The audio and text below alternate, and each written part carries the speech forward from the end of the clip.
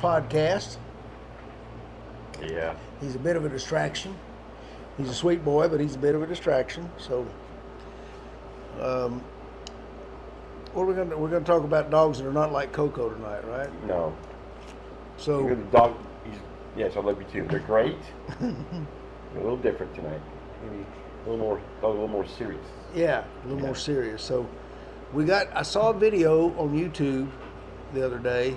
We were talking about some other stuff, Western Sheriff, I forget, we did the first 2 weeks, last 2 weeks, but I saw this and I realized it's a chance to point something out that might be helpful to people that are training or want to train or want to teach. The headline was police chase man who tries to send dog. Police dog is strangled. That's what it was. Police dog strangled. Okay. An officer had sent his dog after somebody. The man had, if I remember correctly, knifed his girlfriend and something. A very, very violent individual. Choking her too. Yeah, that's what it was. He stabbed her, then he choked her till she passed out. She called 911 when he left her on the floor for dead. The police showed up and tried to stop the guy. He was running out of the house. And that's what you have a canine for. They sent the dog, because he can outrun any of the people, to apprehend the fellow, right? And it brought up one of the points that I've mentioned in passing every now and then about fighting styles of dogs and how you train them. So before we go any further, I'm going to let everyone, there's not that many people on right now, is there, Carol Ann? Just got a few folks on. So we're going to talk about one or two other things, and I'm going to wait a few more minutes before we show the video. First, you heard me say it before. Hello, Coco. I'm not going to pet you all night long. There's not two different styles of training. There's three. You have the sport dog trainers. They're getting certified, right, Scott? Yep. And they're proving their dogs' suitability as a breeder. How To breed the dogs. Yeah. Characteristics that breed. Right. The test may be all the same, but it's the breed of the dog. There's some nuances in the judging, Yeah. wherever you go in the world, But Right. basically, if your dog can do this, this, and this, and they're qualified to breed. Right. In most European countries, that's what the qualification was for. Yeah, and in the European countries, you have to have these titles to prove your dog's got a brain and athletic ability and health. And more in the U.S., it's about the clubs and it's people getting together and sharing experience of their dogs with other people. Right. Yep. So you have the sport type training, and then what some of the personal protection people want to get all up in arms about is the fact that sport dogs and street dogs, I call them street dogs, security dogs, have different training systems. Coco's going to interfere with our podcast. I'll be back. Keep going. All right. Come, Yeah. let's go. Yeah, throw that ball outside. Let's go. We're sending Coco out to 104 degrees. Get it. It's 6 o'clock. It's 6:02 Texas time, and it's 104 degrees out there. And that dog's going to come back in really calm. In about 3 more minutes. Yeah. It might be very long. There was some shade out there, though. Yeah, so He took off. there's more than one way to train a dog. So anyway, you have the sport dog, you have the security dog, and right now most of the people selling security dogs are selling dogs that are trained in a sport manner. Then you have the police dog and military dog. Now these have a slightly different job and application. The sport dog is going to be competing on the field for points in front of a judge. It's going to be real strict. The security dog is going to be protecting a person or a place. But ideally, there's always a human involved, but this is an untrained, unarmed civilian. The police dog, and so in both of these cases, the dog doesn't have to go apprehend. Or deterrent. Yeah. On the security part of Yeah. And in the personal protection side, he's a deterrent, and then if he needs to engage, he will. But you're going to be right there with him, probably. So let's look at the police dog. 7 out of 10 times that a dog is biting someone in the police work, he has been deployed to catch someone who's either running or already hiding when they come on scene. So this is a dog who's not a deterrent. This is a dog who's an apprehender. Excuse me. Entirely different situation. Entirely. And the training, the things you're looking for in your dog's skills are also different. And this is where there's a whole lot of confusion. You can take a really high-powered Schutzhund 3 dog and put him into a police department, and you're probably going to have a dog who will go right into the street and do well because of the courage tests and things that are required in Schutzhund. It's not going to be a problem. You cannot, however, take a Schutzhund dog 3, the same dog, and put him in a guard dog situation and expect him reasonably to be very successful. He can fit into the police dog situation well. He will not fit into a guard dog situation well. And the security dog for personal executive protection, whatever you want to call it, is going to lean more towards guard dog type training than it will to sport or police dog type training. So we're going to give you an example. This was a great, when I saw this video, I thought there's the whole deal right there. It shows what happens and why there is a difference and why you have to train differently.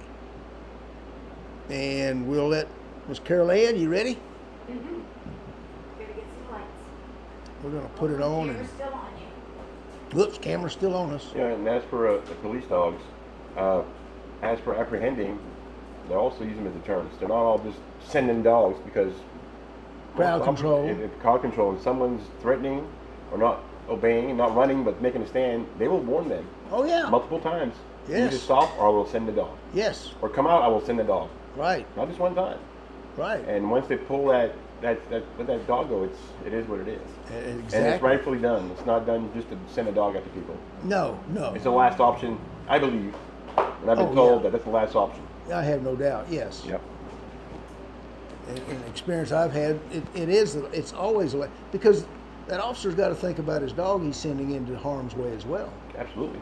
So this is not a decision. The dog is also an officer. Well, that's true. That's true. Yes. And so it's not a decision taken lightly by the handler, is to deploy his dog. But what happens when they are deployed? What can happen is going to be well illustrated. This is body cam footage, so it's going to be. It wasn't filmed by Stephen King. What's that? Cecil? Who's that? George Lucas. George Lucas. Yeah. Steven Spielberg. Yeah. Spielberg didn't film this one.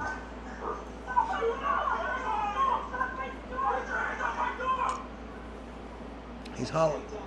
He's saying, "Hands off my dog." He's choking that dog out. He's choking the dog off. Well, the perpetrator is. Yeah, the perp. Can you run that again? Let me put my mic over there, Carol Ann. Mm-hmm. Here you go. We're going to set, lean on Scott's a little bit. We're going to set my mic here, a little bit of the explanation of what's going on. So the mic's going to be right there. We're going to replay this video. Try to listen. It's hectic.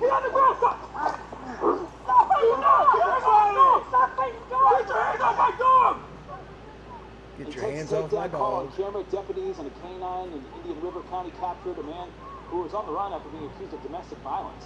Deputies used their tasers on him, but he kept trying to get away. Once he was bitten by that canine, deputies said he tried to choke the dog. That suspect, Bobby Dean Martin, allegedly stabbed his girlfriend before trying to strangle her. Her injuries were not life-threatening. He's facing several charges and is being held without bond. Okay, so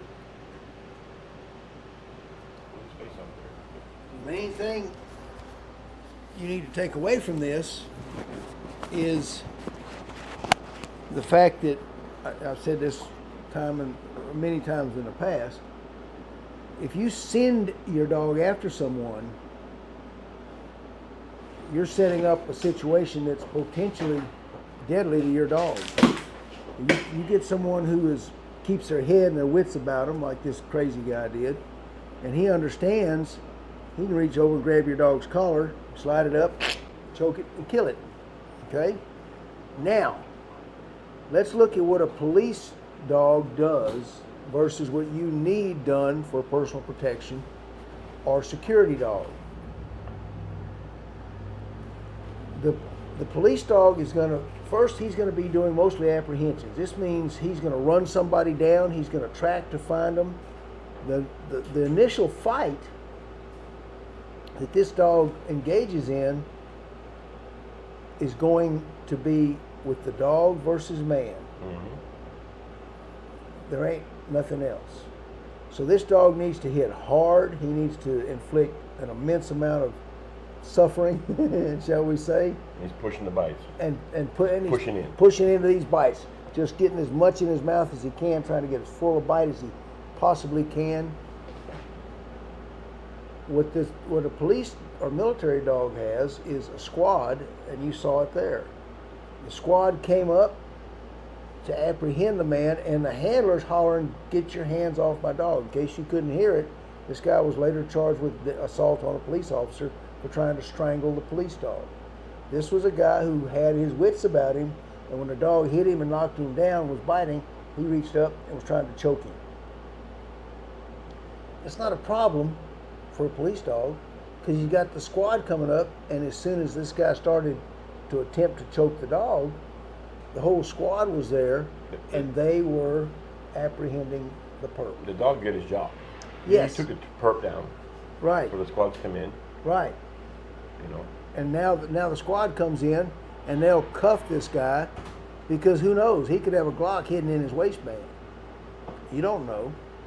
There's a second part of the job for the dog, and that is, as the squad approaches, the dog has to keep that perp immobile, or at least unable to jump up and grab that Glock out of his waistband. Mm-hmm.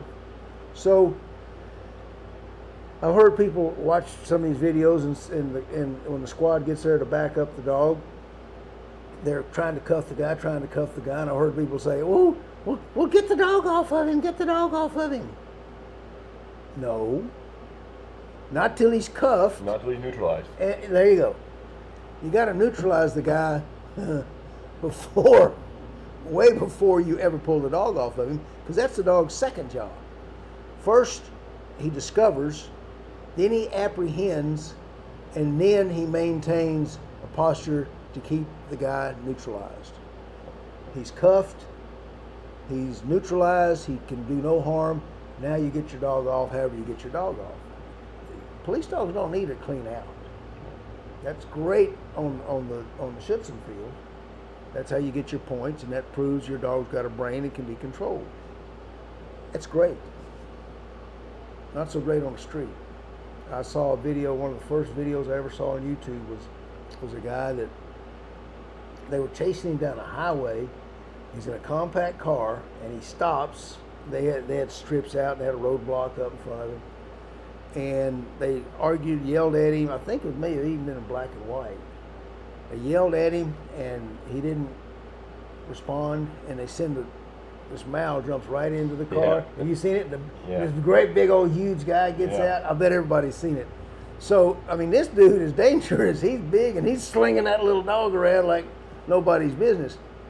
But that dog never released the bite. He stayed on the bite, and as the cops, who were much smaller than this big guy, approached, he was so busy worried about the dog that he was actually grateful to be cuffed and carried in. That's the police dog's last job. So, whoops. So what do we do for personal protection? Security dogs. Well, the big difference is my guard dogs were out on a site by themselves at night. If someone broke in, I was sleeping.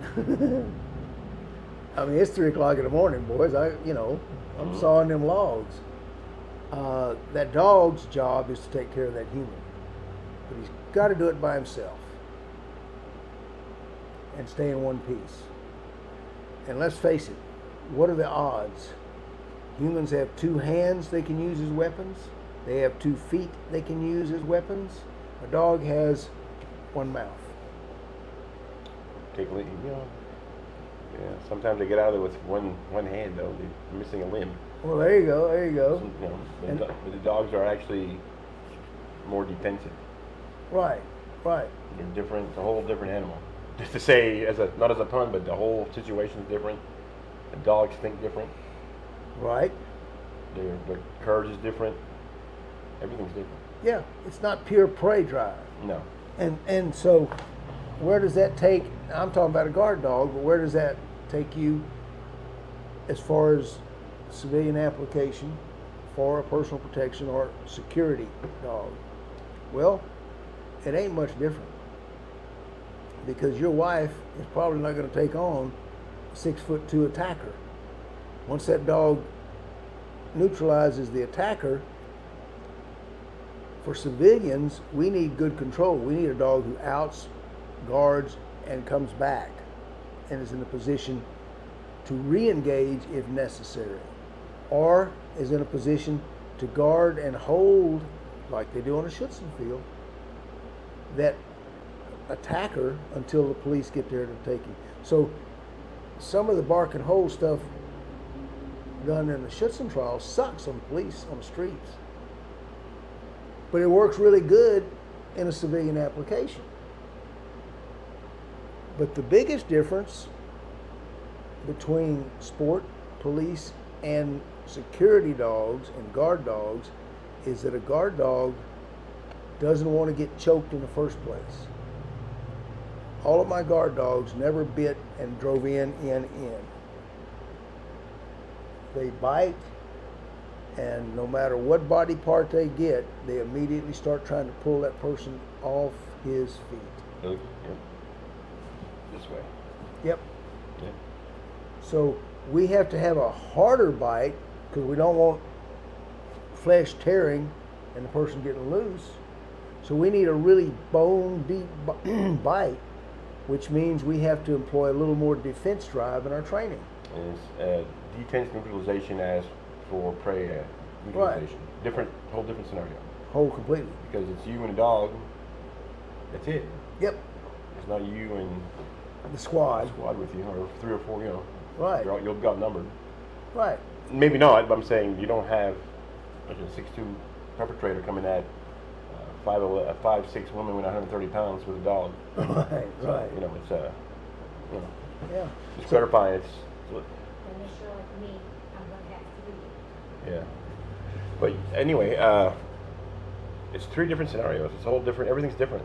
Yeah. So all this talk about doing this right and doing this wrong, or this is this, and it's irrational. It's I think it's more lack of experience. But I'm saying if you can't purely train in Schützen and sell police dogs, and you can't, you know what I'm saying? Yep. It's all tied together. Yep. They're all branched from the same tree, Mm-hmm. but different applications. That's it. It's a different The application. base is the same. Yep. The base Yep. is the same. Right. But once you get into certain situations or scenarios, it changes. Yep. And the pressure is different too. Oh, absolutely. High World of pressure. difference. There's a lot of pressure. Right. The dogs are trained different kinds of pressure. That's it. These dogs are trained for the utmost pressure. I mean, that's, and those dogs, people that just bite, those dogs are thinking too. It takes something for those dogs at the highest pressure ratings to keep their heads.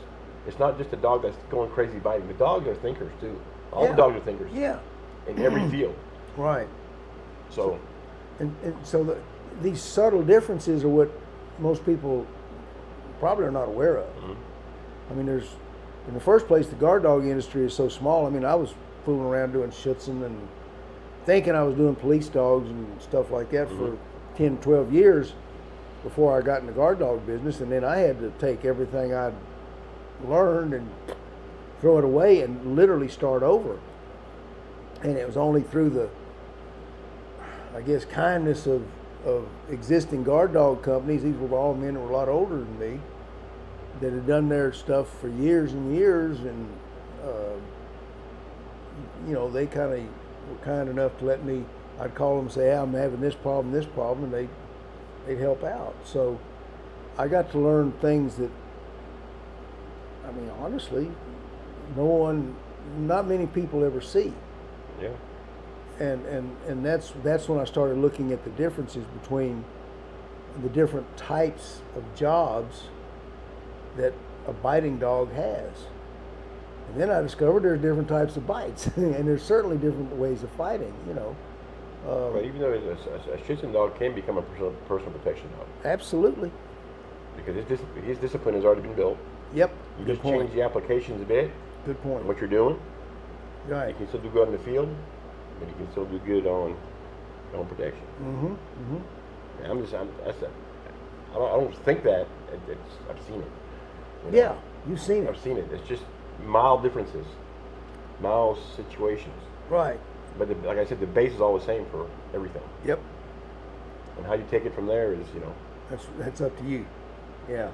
And it's for the all prey drive people. That's going to be good on your sport field. It's going to be great on your sport field.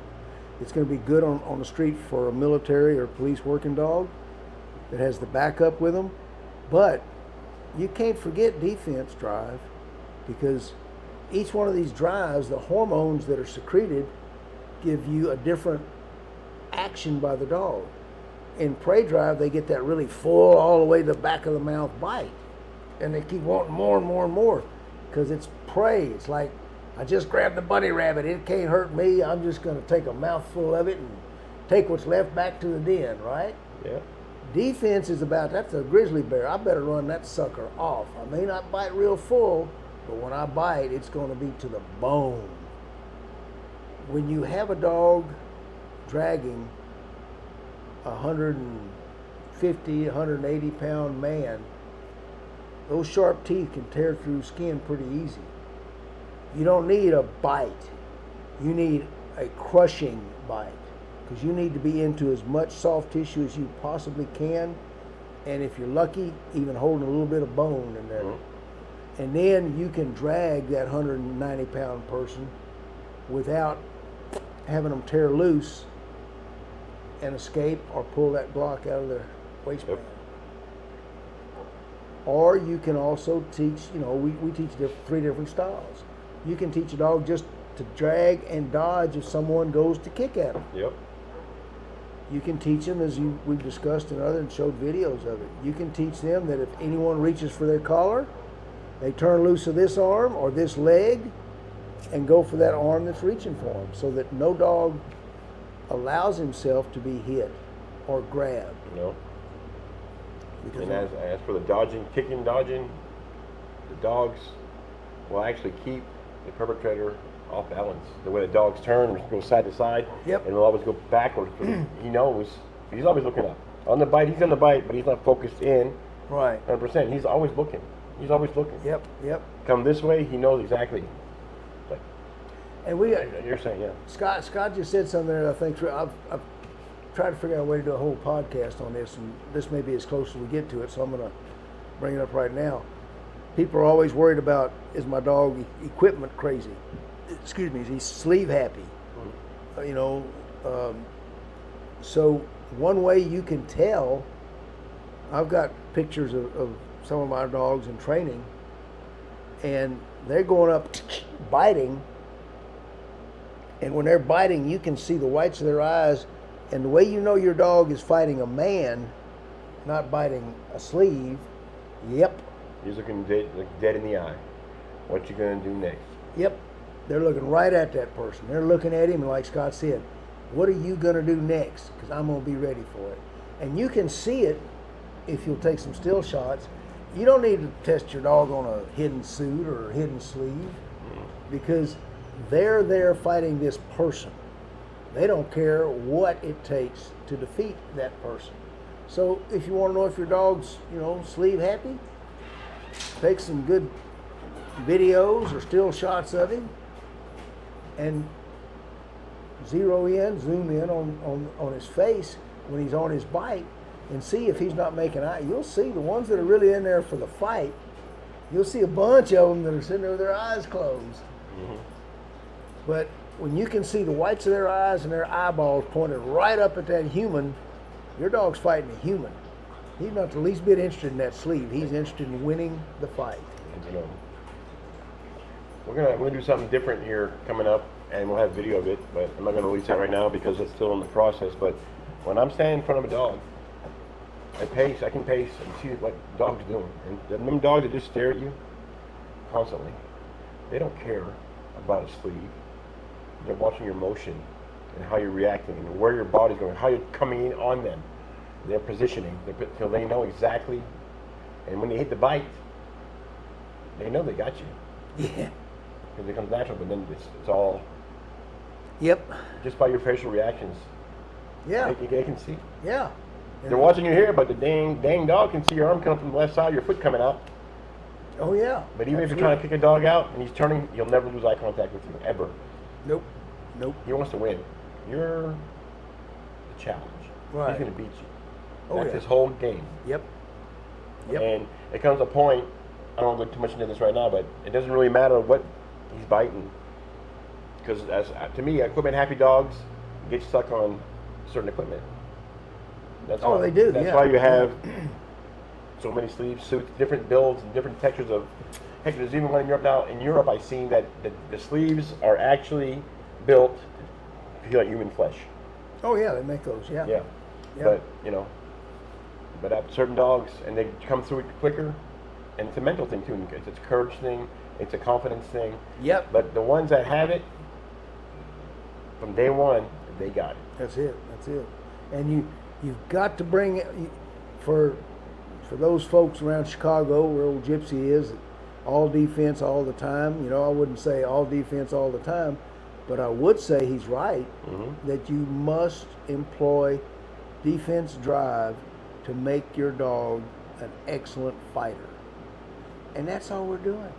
That's why, Canine Pro Sports, it's all about what we call canine martial arts. Because you can make your dog more efficient and more likely to win a fight just like you can a 15-year-old kid that you take to the gym and practice. But a lot of these things haven't been seen by people in this country. And we need to get the word out a little bit more. We need to make people realize that, There's a lot of convolution, a lot of things, and we just need to come together as a community yeah, and that's a good word. actually get together, and instead of fighting about it, let's work together with it.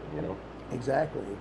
So Because the misinterpretation from one, if I tell you something here and you tell 3 other people, by the time it gets to that end of it, it's going to be totally different. right. The same thing with, interpretation is a big thing. So, anyway, I got off my soapbox. Yeah, well, on soapbox, I won't say, hey, Noel and hey, Daryl, I hope you're listening. Talk to some old friends that touched base with me this week, so I hope they enjoyed the podcast. See if you got any comments. Love to have them. And other than that, I guess we need. We're starting. I don't know how many of y'all saw it on Tuesday night. We're going to start a new thing. There's a lot of times I'll sit around and tell stories about dogs from the past, and several folks have said, they like the stories, and I ought to tell more of them. So we started this Tuesday with we're calling it Dogs and Other Heroes. We're going to what I'm going to do. We put on one about the first canine in World War II to be awarded medals. A dog named Chips. So Tuesday nights I'm going to try and go back and find things in history of some of the. You'd be amazed at some of the things dogs have accomplished. Absolutely. Where, if you ever saw the Disney movie Old Yeller, where did the author for that book, I forget his name, where did he get his inspiration for that story? Little things like that people never thought about. But we're on Tuesdays, we'll be putting up Dogs and Other Heroes. I hope y'all enjoy it. It'll just be story time. See what you think. Let me know if you like it or don't like it. If you don't like it, you don't watch. And if you don't watch, I'll quit doing it. There you go. Simple as that. That's it. All right. Until then, what do you think, Scott? I think it's all about the dogs. Y'all have a great night.